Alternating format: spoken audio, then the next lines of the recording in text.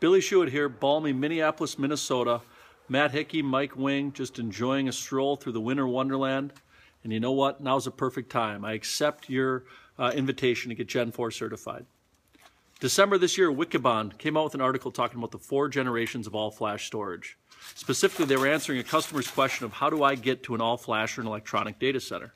Wikibon made it very simple. To get to an all-flash electronic data center, a customer has to be using a Gen4 architecture in the all-flash array space. In other words, a tightly coupled, scale-out architecture with inline data services is going to be the only way to get you and your company to an all-flash data center. So let's walk through the previous 3 generations of all-flash. Generation 1 of all-flash was really taking a traditional storage array and putting in flash drives. EMC started doing it in VNX and VMAX world in about 2007, and it allowed customers to get that level of performance that they couldn't achieve with spinning disks. But what the market quickly saw was that more and more hands were going up from application owners saying, I want that kind of performance too. And the problem with it wasn't necessarily easy to architect or engineer, and it wasn't always cost efficient. So Gen 2 popped up, and Gen 2 was really players like Nimble and T-Gile and some other startups, even a well-architected VNX running fast for that matter, saying, hey, we're going to have a combination of drive types, but we're going to have a good amount of flash, and if we architect this right, the flash is going to service almost all the IOs that the storage array needs. Well, again, this market took off, it did very well, but once again, you saw more and more application owners wanting to get to that level of flash in the storage array, and because of it, the hybrid array started tipping over. And we saw an invention of a new market, the true all-flash array.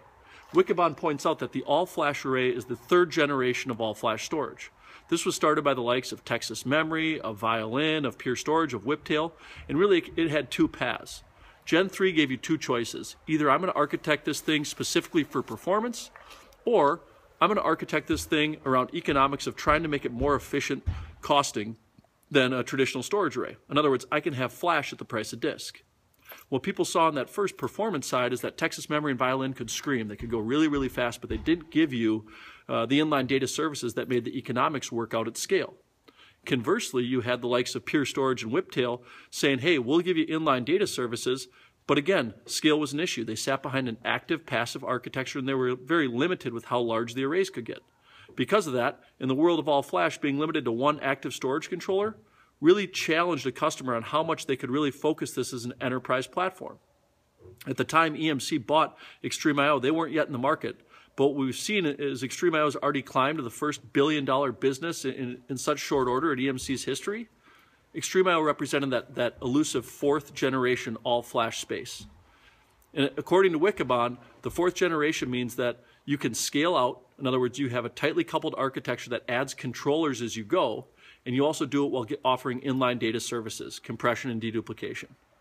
XtremIO is one of the only platforms in the world that can scale out right now up to 12 and in June 16 storage controllers, and it can do it while offering you thin provisioning, inline data reduction with dedupe and compression without any cost to performance on the storage array.